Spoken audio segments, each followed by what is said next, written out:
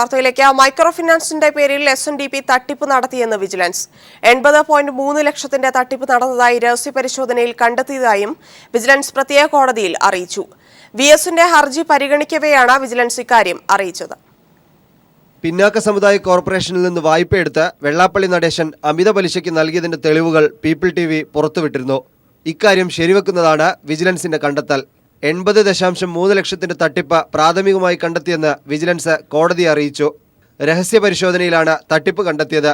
രഹസ്യാന്വേഷണത്തിന്റെ അടിസ്ഥാനത്തിൽ പിന്നാക്ക സമുദായ കോർപ്പറേഷൻ മുൻ മാനേജിംഗ് ഡയറക്ടർ നജീബിനെതിരെ നടപടിക്ക് ശുപാർശ ചെയ്തിരുന്നു. വിരമിച്ചതിനാൽ വകുപ്പ് തല നടപടി സാധ്യമല്ലെന്നും വിജിലൻസ് കോടതിയെ അറിയിച്ചു. തുടർന്ന് രഹസ്യ പരിശോധനാ റിപ്പോർട്ട് സമർപ്പിക്കാൻ കോടതി വിജിലൻസിന് നിർദ്ദേശം നൽകി. അതേസമയം തട്ടിപ്പ് നടത്തിയിട്ടില്ലെന്ന് വെള്ളാപ്പള്ളി പ്രതികരിച്ചു. ഞാൻ ഒരു നയാ പൈസ പോലും ക്രമക്കേട് കാണിച്ചിട്ടില്ല.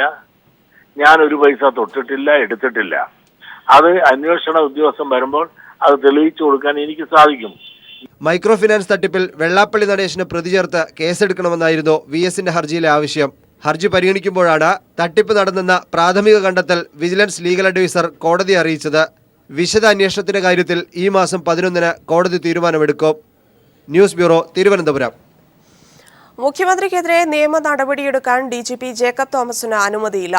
അനുമതി നൽകാൻ താൻ തയ്യാറായെങ്കിലും മന്ത്രിസഭ അനുവദിച്ചില്ലെന്ന് മുഖ്യമന്ത്രി പറഞ്ഞു. ഏത് നടപടിയും നേരിടാൻ തയ്യാറെന്ന് മുഖ്യമന്ത്രി നേരത്തെ പ്രഖ്യാപിച്ചിരുന്നു. മുഖ്യമന്ത്രി ഉമ്മൻചാണ്ടിക്കെതിരെ നിയമ നടപടി സ്വീകരിക്കുന്നതിന് അനുമതി നൽകണമെന്നാവശ്യപ്പെട്ട DGP ജേക്കബ് തോമസ് നേരത്തെ ചീഫ് സെക്രട്ടറിക്ക് കത്ത് നൽകിയിരുന്നു. അനുമതി ആവശ്യപ്പെട്ടുള്ള ഫയൽ തന്റെ മുന്നിൽ വരുമ്പോൾ നിശ്ചയമായും നിയമ നടപടിക്ക് അനുമതി നൽകുമെന്നാണ് അന്ന് മുഖ്യമന്ത്രി വാർത്താസമ്മേളനത്തിൽ വ്യക്തമാക്കിയിരുന്നത്. എന്നാൽ ഫയൽ തന്റെ മുന്നിൽ വന്നപ്പോൾ മലക്കം മറിയുന്ന മുഖ്യമന്ത്രിയെയാണ് കണ്ടത്. മന്ത്രിസഭയിലെ മറ്റംഗങ്ങൾ അനുമതി നൽകുന്നതിൽ എതിർപ്പ് പ്രകടിപ്പിച്ചുവെന്നും അതിനാൽ അത് കൊടുത്തില്ല എന്നും മുഖ്യമന്ത്രി പറഞ്ഞു. ഞാൻ ഇത് കൊടുക്കണം എന്നുള്ള അഭിപ്രായമായിരുന്നു. പക്ഷേ ക്യാബിനറ്റിൽ ചർച്ച ചെയ്തപ്പോൾ എല്ലാവരും അത് എൻ്റെ വ്യക്തിപരമായ പ്രശ്നമല്ല, അഡ്മിനിസ്ട്രേഷൻ്റെ പ്രശ്നമാണ് എന്നുള്ള അഭിപ്രായം പറഞ്ഞു. പത്താംകോട്ടിലെ ഭീകരാക്രമണത്തിൽ കൊല്ലപ്പെട്ട നിരഞ്ജൻ കുമാറിന്റെ കുടുംബത്തിന് 50 ലക്ഷം രൂപ നൽകുമെന്ന് മുഖ്യമന്ത്രി അറിയിച്ചു. ആ കുടുംബത്തിന് 50 ലക്ഷം രൂപ ഗവൺമെൻറ് സഹായധനമായി നൽകും. നിരഞ്ജൻ കുമാറിൻ്റെ ഭാര്യയ്ക്ക് ഗവൺമെൻറ് സർവീസ് ജോലി കൊടുക്കുന്നതാണ്. പാലക്കാട് മെഡിക്കൽ കോളേജ് സ്റ്റേഡിയത്തിന് നിരഞ്ജൻ കുമാറിന്റെ പേര് നൽകും. നിരഞ്ജൻ കുമാറിന്റെ സ്ഥലത്തുള്ള കൊല്ലങ്കോട് എളമ്പാശ്ശേരി റോഡ് നവീകരണത്തിന് 4 കോടി രൂപ അനുവദിക്കാനും മന്ത്രിസഭായോഗം തീരുമാനിച്ചു. 2015-16 ബഡ്ജറ്റിൽ പ്രഖ്യാപിച്ച സമ്പൂർണ്ണ ആരോഗ്യ കേരളം പദ്ധതി നടപ്പാക്കുമെന്നും മുഖ്യമന്ത്രി പറഞ്ഞു. കാർഷിക കടങ്ങൾക്ക് 30/6/2016 വരെ മൊറട്ടോറിയം പ്രഖ്യാപിക്കാൻ തീരുമാനമായി. അധ്യാപക പാക്കേജ് വിഷയത്തിൽ അന്തിമ തീരുമാനമെടുത്തിട്ടില്ലെന്നും മുഖ്യമന്ത്രി അറിയിച്ചു. 18 ലക്ഷം പേർക്കുള്ള ക്ഷേമ പെൻഷനുകളുടെ ചെക്ക് വിതരണം ഫെബ്രുവരി 6-ന് ജനപ്രതിനിധികളുടെ സാന്നിധ്യത്തിൽ അതാത് ജില്ലകളിൽ നടക്കുമെന്ന് മുഖ്യമന്ത്രി വ്യക്തമാക്കി. News bureau, Thiruvananthapuram. കൊടിക്കുന്നിൽ സുരേഷ് MP-യുടെ ആക്രമണത്തിൽ പരിക്കേറ്റ പാസ്റ്ററുടെ മകൻ ആത്മഹത്യയ്ക്ക് ശ്രമിച്ചു.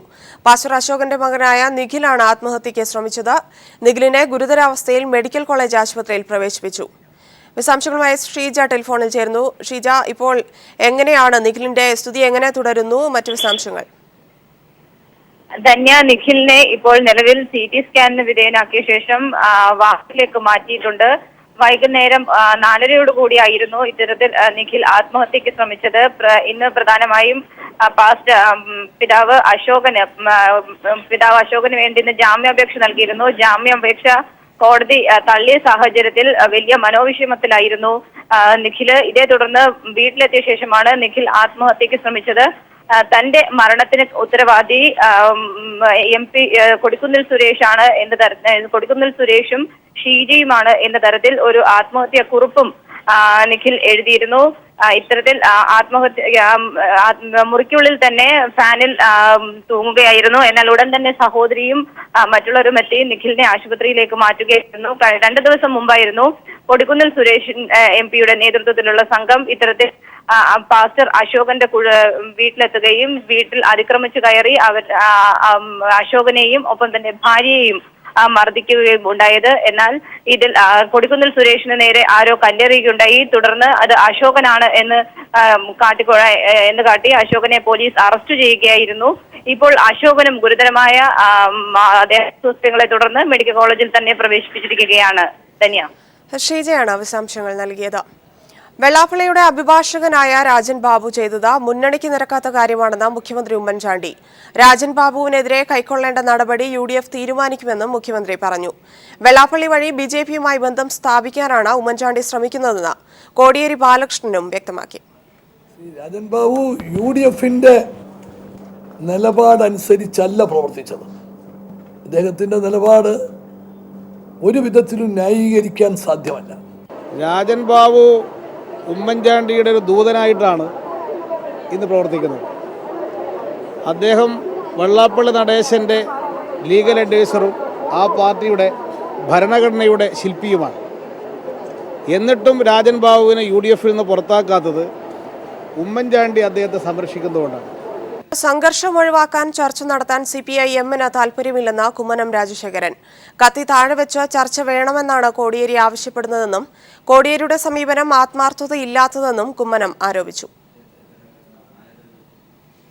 മദ്യനയത്തിൽ മുഖ്യമന്ത്രിക്ക് മറുപടിയുമായി CPIM സംസ്ഥാന secretary Kodiyeri Balakrishnan.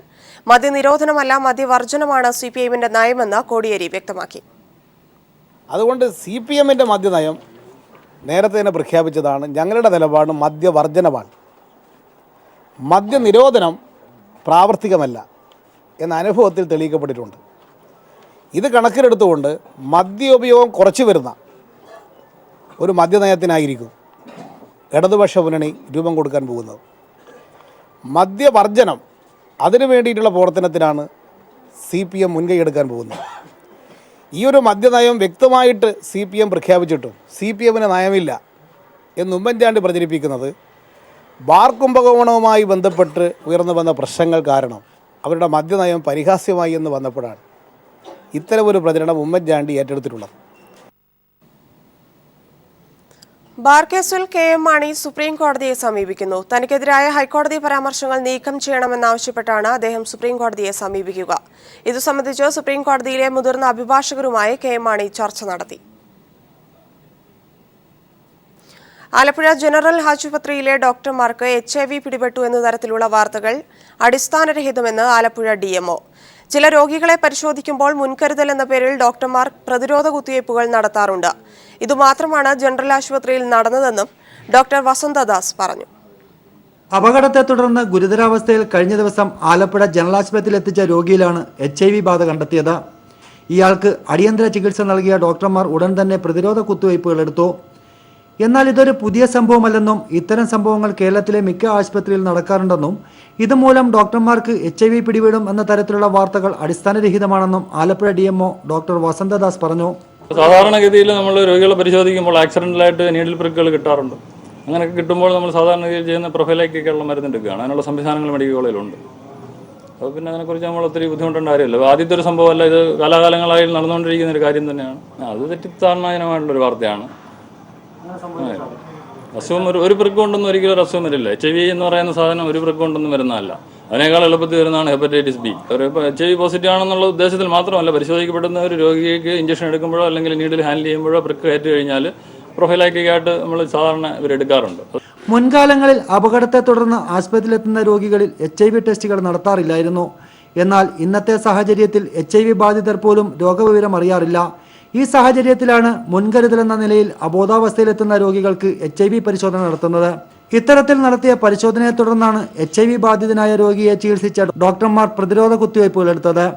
Shajahan, news bureau, Alappuzha. സ്ത്രീ സമൂഹത്തിനെതിരെ നൂറ്റാണ്ടുകളായി തുടരുന്ന അടിച്ചമർത്തലുകൾക്കും ചൂഷണങ്ങൾക്കുമെതിരെ പോരാട്ടവും പ്രതിരോധവും ശക്തിപ്പെടുത്താനുള്ള ആഹ്വാനവുമായി വനിതാ പാർലമെന്റ് കൊച്ചിയിൽ തുടരുന്നു. 3000-ലധികം സ്ത്രീകൾ പങ്കെടുക്കുന്ന വനിതാ പാർലമെന്റ് CPIM പോളിറ്റ് ബ്യൂറോ അംഗം ബൃന്ദ കാരാട്ട് ഉദ്ഘാടനം ചെയ്തു. നടി KPSU ലളിത ചടങ്ങിൽ അധ്യക്ഷത വഹിച്ചു.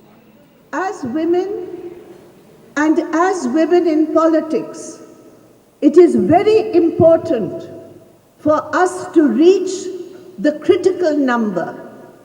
Therefore, today, all over India, we demand from the Modi government, why this delay? Why this hesitation? Why are you afraid of bringing more women into parliament? സാമുദായിക ധ്രുവീകരണം സൃഷ്ടിക്കാൻ നടക്കുന്ന ശ്രമങ്ങളെ സ്ത്രീകൾ മുന്നിട്ടിറങ്ങി ചെറുത്തു തോൽപ്പിക്കണമെന്ന് വൃന്ദ കാരാട്ട് പറഞ്ഞു. കുടുംബശ്രീയെ തകർക്കാൻ സംസ്ഥാന സർക്കാർ നടത്തുന്ന നീക്കങ്ങളെയും പരാജയപ്പെടുത്തണമെന്ന് വൃന്ദ ആവശ്യപ്പെട്ടു. ചലച്ചിത്ര താരം KPAC ലളിത ഉദ്ഘാടന ചടങ്ങിൽ അധ്യക്ഷയായിരുന്നു. സംസ്ഥാനത്തിന്റെ വിവിധ ഭാഗങ്ങളിൽ നിന്നായി 4000-ഓളം പ്രതിനിധികൾ വനിതാ പാർലമെന്റിൽ പങ്കെടുത്തു. സ്ത്രീപക്ഷ വികസനം മുൻനിർത്തിയുള്ള രേഖയ്ക്ക് വനിതാ പാർലമെന്റ് രൂപം നൽകും. News bureau, Kochi. കേരളത്തിലെ സ്ത്രീ സമൂഹത്തിന്റെ പരിച്ഛേദമാണ് വനിതാ പാർലമെന്റിന്റെ ഭാഗമായി കൊച്ചിയിൽ അണിനിരന്നത്. ജനപ്രതിനിധികൾ മുതൽ ചലച്ചിത്ര താരങ്ങൾ വരെ വേദിയിലും സദസ്സിലുമായി അണിനിരന്നു. ചലച്ചിത്ര താരം KPAC ലളിതയുടെ അധ്യക്ഷ പ്രസംഗം സദസ്സിന് ആവേശമായി. നമ്മുടെ ശരീരത്തിൽ ഓടുന്ന രക്തം ചുവപ്പ് കളറാണ്. നമ്മുടെ കൊടിയുടെ കളറ് ചുവപ്പാണ്. എന്ന് നമ്മുടെ രക്തത്തിൻ്റെ കളർ മാറുന്നു, അന്നേ ഈ കൊടിയുടെ കളറും ഞാനും നമ്മുടെ പാർട്ടിയിൽ നിന്ന് മാറുകയുള്ളൂ എന്നുള്ളത് വളരെയധികം ആത്മാർത്ഥതയോട് കൂടി തന്നെ ഞാൻ പറയുകയാണ്. സമൂഹത്തിന്റെ വിവിധ മേഖലകളിൽ വ്യക്തിമുദ്ര പതിപ്പിച്ച സ്ത്രീ സാന്നിധ്യങ്ങളെ വേദിയിൽ ആദരിച്ചു. Professor M. ലീലാവതി, നിലമ്പൂർ ആയിഷ, വിപ്ലവ ഗായിക PK മേദിനി, ചലച്ചിത്ര താരം റീമ കല്ലിങ്കൽ, പ്രശസ്ത ഡിസൈനറും വ്യാപാര പ്രമുഖയുമായ ബീന കണ്ണൻ, മാധ്യമപ്രവർത്തക പാർവതി ദേവി തുടങ്ങി 15ഓളം പ്രമുഖർ ആദരവ് ഏറ്റുവാങ്ങി. News bureau, Kochi. സീറ്റിലിരുന്ന് യാത്ര ചെയ്തതിന് ഭിന്നശേഷിക്കാരനെ മർദ്ദിച്ച ബസ് ജീവനക്കാരനെ പോലീസ് കസ്റ്റഡിയിലെടുത്തു. മർദ്ദനത്തിൽ പരിക്കേറ്റ മലപ്പുറം സ്വദേശി അബ്ദുൾ സമദിന്റെ വൃഷണം നീക്കം ചെയ്തു. സീറ്റിലിരുന്നതിനാണ് ഭിന്നശേഷിക്കാരനായ അബ്ദുൾ സമദിനെ ബസ് ജീവനക്കാർ ക്രൂരമായി മർദ്ദിച്ചത്. കഴിഞ്ഞ ബുധനാഴ്ചയായിരുന്നു സംഭവം. കോഴിക്കോട് ചെമ്മാട് റൂട്ടിലോടുന്ന ബിസ്മില്ല ബസ്സിലെ ജീവനക്കാരാണ് സമദിനോട് ക്രൂരത കാട്ടിയത്. മർദ്ദനമേറ്റ കാര്യം സമദ് ആരോടും പറഞ്ഞിരുന്നില്ല. ശാരീരിക അസ്വാസ്ഥ്യം വർദ്ധിച്ചതോടെ ആശുപത്രിയിൽ ചികിത്സ തേടുകയായിരുന്നു. കോഴിക്കോട് മെഡിക്കൽ കോളേജ് ആശുപത്രിയിൽ വെച്ച് ശസ്ത്രക്രിയയിലൂടെ സമദിന്റെ വൃഷണം നീക്കം ചെയ്തു. മർദ്ദനം നടന്ന് ഒരാഴ്ച കഴിഞ്ഞ ശേഷമാണ് പോലീസ് കേസെടുത്തത്. ബസ് ജീവനക്കാർക്കെതിരെ തേഞ്ഞിപ്പലം പോലീസാണ് കേസ് രജിസ്റ്റർ ചെയ്തിരിക്കുന്നത്. സമദിന് സഹോദരന്റെ പരാതിയിലാണ് പോലീസ് നടപടി. ബസ് കണ്ടക്ടർ സെയ്തലവിയെ പോലീസ് കസ്റ്റഡിയിലെടുത്തു. News bureau, Kozhikode. ഉത്തര കൊറിയ ആണവ പരീക്ഷണം നടത്തി. ഹൈഡ്രജൻ ബോംബ് പരീക്ഷണമാണ് നടത്തിയത്. പരീക്ഷണം വിജയമെന്ന് ഉത്തര കൊറിയ. പരീക്ഷണം ഭൂചലന മാഫിനിയിൽ 5.1 തീവ്രത രേഖപ്പെടുത്തി. ഇതിനു മുൻപ് 3 തവണ ഉത്തര കൊറിയ പരീക്ഷണം നടത്തിയിരുന്നു. പരീക്ഷണത്തിന്റെ പശ്ചാത്തലത്തിൽ ദക്ഷിണ കൊറിയ അടിയന്തര യോഗം ചേർന്നു. രാജ്യത്തിന്റെ വടക്ക് തെക്കൻ മേഖലയായ കിൽജു നഗരത്തിന് 50 കിലോമീറ്റർ അകലെയായിരുന്നു ഉത്തര കൊറിയ അണുവായുധ പരീക്ഷണം നടത്തിയത്. അണുബോംബിനേക്കാൾ 1000 മടങ്ങ് പ്രഹരശേഷിയുള്ള ഹൈഡ്രജൻ ബോംബാണ് ഉത്തര കൊറിയ പരീക്ഷിച്ചത്. പരീക്ഷണം വിജയകരമായിരുന്നുവെന്ന് ഉത്തര കൊറിയ അവകാശപ്പെട്ടു. അമേരിക്കയ്ക്കെതിരായ പ്രതിരോധത്തിന്റെ ഭാഗമാണിതെന്നായിരുന്നു അവരുടെ പ്രതികരണം. 4ാം തവണയാണ് ഉത്തര കൊറിയ അണുപരീക്ഷണം നടത്തുന്നത്. നേരത്തെ 2006-ലും 2009-ലും 2013-ലും അവർ അണുവായുധ പരീക്ഷണം നടത്തിയിരുന്നു. ഇതിനെ തുടർന്ന് ഐക്യരാഷ്ട്രസഭ അന്ന് ഉത്തര കൊറിയയ്ക്ക് മേൽ ഉപരോധം ഏർപ്പെടുത്തുകയുണ്ടായി. എന്നാൽ അതൊന്നും വകവയ്ക്കാതെയാണ് ഇപ്പോൾ വീണ്ടും ഒരു പരീക്ഷണം കൂടി നടത്തിയിരിക്കുന്നത്. അണുപരീക്ഷണത്തെ തുടർന്ന് റിക്ടർ സ്കെയിലിൽ 5.1 രേഖപ്പെടുത്തിയ ഭൂചലനം ഈ മേഖലയിലുണ്ടായി. ഭൂചലനം ആണവപരീക്ഷണത്തെ തുടർന്നാകാമെന്ന് ദക്ഷിണ കൊറിയ സംശയം പ്രകടിപ്പിച്ചതിന് തൊട്ടുപിന്നാലെയാണ് ഉത്തര കൊറിയ വാർത്ത സ്ഥിരീകരിച്ചത്. ഇതോടെ സ്ഥിതിഗതികൾ വിലയിരുത്താൻ ദക്ഷിണ കൊറിയയിൽ അടിയന്തര മന്ത്രിസഭാ യോഗം ചേർന്നു. ഇരു കൊറിയകളും തമ്മിൽ പതിറ്റാണ്ടുകളായി നിലനിൽക്കുന്ന ശത്രുത മൂർച്ഛിക്കുന്നതിന്റെ സൂചനയാണ് ലോകരാഷ്ട്രങ്ങൾ ഉത്തര കൊറിയയുടെ പുതിയ നീക്കത്തെ വീക്ഷിക്കുന്നത്. നാളെ ചേർന്ന UN രക്ഷാ കൗൺസിൽ ഇക്കാര്യം ചർച്ച ചെയ്യും. അമേരിക്ക അടക്കമുള്ള വൻശക്തികൾ ഉത്തര കൊറിയയ്ക്കെതിരെ എന്ത് നടപടിയാണ് സ്വീകരിക്കുക എന്നതും വരും ദിവസങ്ങളിൽ വ്യക്തമായേക്കും. International desk. പോലീസിനെ കബളിപ്പിച്ച് രക്ഷപ്പെട്ട മുൻ SP-യുടെ മകനും ക്രിമിനലുമായ നിഖിലിനെ പിടിക്കാൻ കഴിയാത്തത് പോലീസിന്റെ വിശ്വാസ്യതയെ ചോദ്യം ചെയ്യുന്നു.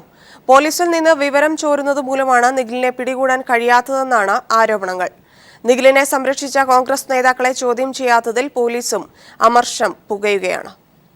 നിഖിലിനെ സംരക്ഷിക്കുന്നത് കോൺഗ്രസ് നേതാക്കൾ തന്നെയെന്ന് ബോധ്യമായിട്ടും ഈ രീതിയിൽ അന്വേഷണം പോകാത്തതാണ് സംശയത്തിനിട നൽകുന്നത്. നെയ്യാറ്റിങ്കര ബിഷപ്പ് ഹൗസ് ആക്രമണ കേസിലെ പ്രതിയായിരുന്ന കോൺഗ്രസ് കൗൺസിലറിന്റെ നേതൃത്വത്തിലായിരുന്നു മുൻ SP KP ബാലചന്ദ്രന്റെ മകനും ക്രിമിനലുമായ നിഖിലിനെ രക്ഷപ്പെടുത്താൻ സഹായിച്ചതെന്ന് പോലീസിന് മനസ്സിലായിരുന്നു. രക്ഷപ്പെടാൻ സഹായിച്ച കോൺഗ്രസ് നേതാക്കളെ ചോദ്യം ചെയ്താൽ നിഖിൽ എവിടേക്കാണ് രക്ഷപ്പെട്ടതെന്ന് വ്യക്തമാകുമെന്നിരിക്കെ ഇതിന് പോലീസ് തയ്യാറാവാത്തത് ഉന്നതങ്ങളിൽ നിന്നുള്ള സമ്മർദ്ദം മൂലമാണെന്ന ആക്ഷേപമാണ് ഉയരുന്നത്. ഒളിവിലായ നിഖിലിനെ പിടികൂടാൻ ഒരാഴ്ചയിലേറെയായി പോലീസ് പിന്നാലെയുണ്ടെങ്കിലും പോലീസിന്റെ ഓരോ രഹസ്യ നീക്കങ്ങളും നിഖിൽ അറിയുന്നു എന്നാണ് ഇത് സൂചിപ്പിക്കുന്നത്. ഒളിവിലായ നിഖിൽ ഹൈക്കോടതി വഴി മുൻകൂർ ജാമ്യത്തിന് ശ്രമിക്കുന്നു എന്നത് പോലീസ് അറിഞ്ഞിട്ടും നിഖിലിന്റെ കാര്യത്തിൽ കള്ളനും പോലീസും കളി തുടരുകയാണ്. News bureau, Thiruvananthapuram. ഓരോ തീർത്ഥാടന കാലത്തും നിരവധി കന്നിസ്വാമിമാരാണ് ശബരിമലയിലെത്തുന്നത്. ശരംകുത്തിയിലെ ശരക്കോലുകൾ ഇത് വ്യക്തമാക്കുന്നു. ഐതിഹ്യപെരുമയുള്ള ശരംകുത്തിയിൽ ശരം കുത്തിയ ശേഷമാണ് കന്നിസ്വാമിമാർ സന്നിധാനത്തേക്ക് എത്തുക. ആദ്യമായി ശബരിമലയിലെത്തുന്ന തീർത്ഥാടകരുടെ അഥവാ കന്നിസ്വാമിമാരുടെ അടയാളപ്പെടുത്തലാണ് ശരംകുത്തിയിലെ ഈ ശരക്കോലുകൾ. ഇരുമുടിക്കെട്ടിനൊപ്പം കൊണ്ടുവരുന്ന ശരക്കോലുകൾ ശരംകുത്തിയിൽ കുത്തിവെച്ച ശേഷമാണ് കന്നിസ്വാമിമാർ സന്നിധാനത്തെത്തുക. ഈ ആചാരത്തിനു പിന്നിലെ ഐതിഹ്യത്തെക്കുറിച്ച് തന്ത്രി കണ്ഠരർ മഹേഷ് മോഹനർ. മാളികപ്പുറത്തമ്മ അയ്യപ്പനെ വിവാഹം ചെയ്യാൻ താല്പര്യമ്പോൾ അയ്യപ്പൻ പറഞ്ഞത് കന്യയ്യപ്പന്മാരില്ലാത്ത അവസരത്തിൽ, അതായത് ശരംകുത്താത്ത ഒരു അവസരത്തിൽ വിവാഹം ചെയ്യാമെന്ന് പറയുകയും അതാണ് ശരംകുത്തിയുടെ ഒരു ഐതിഹ്യം. കന്നിസ്വാമിമാർ വന്നോ എന്നറിയാൻ മകരവിളക്കിന് ശേഷം മാളികപ്പുറത്തമ്മ ശരംകുത്തിയിലേക്ക് എഴുന്നള്ളും. പക്ഷേ മാളികപ്പുറത്തമ്മ നിരാശയായി മടങ്ങാറാണ് പതിവ്. കാരണം ഓരോ തീർത്ഥാടന കാലത്തും നിരവധി കന്നിസ്വാമിമാരാണ് അയ്യപ്പ ദർശനത്തിനെത്തുന്നത്. ശബരിമലയിലെത്തുന്ന കന്നിസ്വാമിമാരുടെ എണ്ണം വർഷം തോറും വർദ്ധിക്കുകയാണ്. അതിനു തെളിവാണ് ശരംകുത്തിയിലെ ഈ ശരങ്ങൾ. സന്നിധാനത്തു നിന്നും ക്യാമറാമാൻ ബിച്ചു പോച്ചലിനൊപ്പം ജിതിൻ ചന്ദ്രൻ.